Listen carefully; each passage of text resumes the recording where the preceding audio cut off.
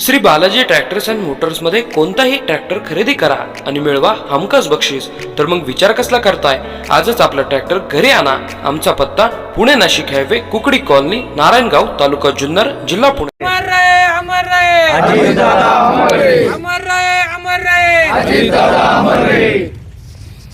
राष्ट्रवादी पक्ष कार्यालयात आपण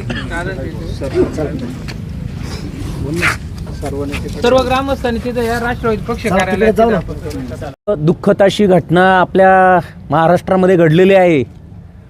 महाराष्ट्र राज्याचे उपमुख्यमंत्री आणि राष्ट्रवादी काँग्रेस पक्षाचे अध्यक्ष अजित पवार आपल्यामध्ये नाहीत, याच्यावर विश्वासच बसत नाही। 22 जुलै 1959 साली दादांचा जन्म झाला आणि आज दिनांक 28 जानेवारी रोजी दादा आपल्यामधून नाही आहेत। एक मांडणी विश्लेषकांनी केलेली पाहिली असेल, 66 वर्ष 6 महिने आणि 6 दिवस आयुष्य लाभलेला हा माणूस 6 वेळा उपमुख्यमंत्री झालेला आहे। ही त्यांच्या बाबतीमधली एक शोकांतिकांची असणारी बेरीज म्हणावी लागेल।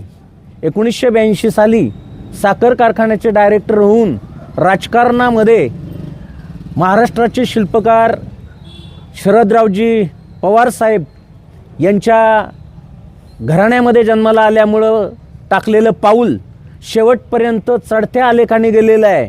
महाराष्ट्राच्या राजकारणावर पकड असणारी जी मोजकी मंडळी आहेत त्याच्यामधले दादा एक होते।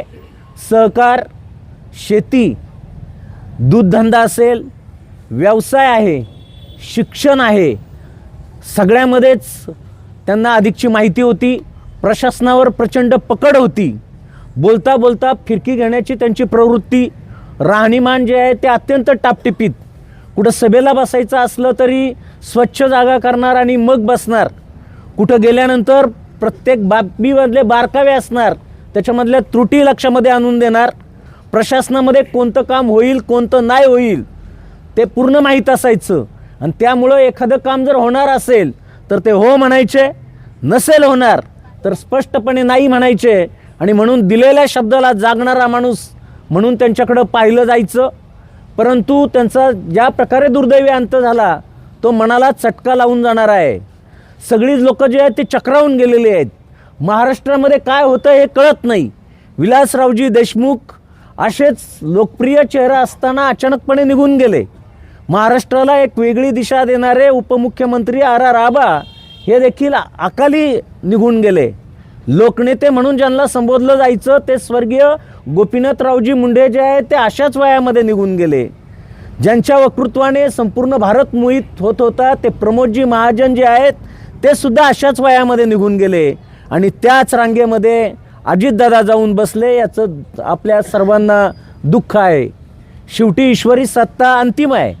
त्यांचे काही आपण व्हिडिओ पाहताना एक लक्षामध्ये येत होतं की नागपूर ते चंद्रपूर, गडचिरोली असा प्रवास त्यांनी हेलिकॉप्टरमधून केलेला होता। देवेंद्र फडणवीस बरोबर होते आणि दुसऱ्या बाजूला उदय सावंत होते। पावसाळ्याचे दिवस होते, त्यांचं हेलिकॉप्टर जे आहे ते ढगांच्या मधून चाललेलं होतं। आषाढी एकादशीचा दिवस होता, घाबरून गेलेले होते आणि ते विठ्ठल नामाचा जप करत होते। सहज देवा भाऊंना म्हणले तुम्हाला काय वाटत नाही का? ते म्हटले नाही, मी 5-6 वेळा अशा याच्यामधून बचावलेलो आहे आणि मला माहिती आहे आपण सुखरूप पोहोचणार आहेत। नंतर थोड्या वेळाने उदय सामंतने निदर्शनास आणून दिलं, दादा खाली जमीन दिसायला लागली। मग सगळ्यांचा जीवात जीव आला। असे अनेक किस्से त्यांच्या विमान प्रवासाबाबतचे आहेत। बोलताना एकदा ते सहजपणे बोलून गेलेले आहेत की पायलटने सांगितलं की आम्हाला त्यांचं ऐकावं लागतं आणि सभा सोडून पळावं लागतं। असं दुर्दैवी योगायोग असा की असेच किस्से सांगत असताना त्यांच्या बाबतीमध्ये तसं घडलं, हे दुर्दैव आहे। महाराष्ट्रामध्ये ही जी घटना घडलेली आहे ती न भरून येणारी आहे। विशेषतः बाकीचे नेते जे आहेत ते शहरामधली बारकावे माहीत असणारे आहेत, उद्योगधंदे माहीत असणारे आहेत, परंतु सहकार, ग्रामीण अर्थव्यवस्था, त्याच्यानंतर दूधधंदा सगळ्या बाबी बारकाईने माहिती असणारा नेता आपल्यामधून हरपलेला आहे। आपल्या सर्वांच्या वतीने त्यांना भावपूर्ण श्रद्धांजली। ओम शांती।